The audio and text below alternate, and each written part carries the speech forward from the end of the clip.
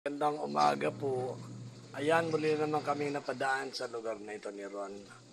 Habang papauwi kami, galing kami sa paradahan, umikot kami ng Bagtas. Yan, dito sa garden na to, ito may sementadong daan ito po. Shortcut papunta sa amin.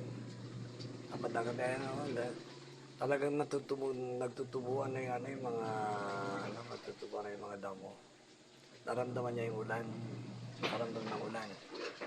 Tapos, pero maigsi pa rin. Siguro mga 2 to 3 inches lang ang itinubon nila. Pero hindi pa makapal. Pero nagsisimula na silang tumubo ng paunti-unti.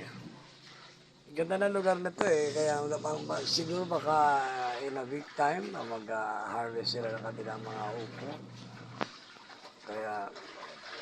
Kaya nag-isip may mga nagbiyano na kaya titingin-tingin sila, magdidilig sila.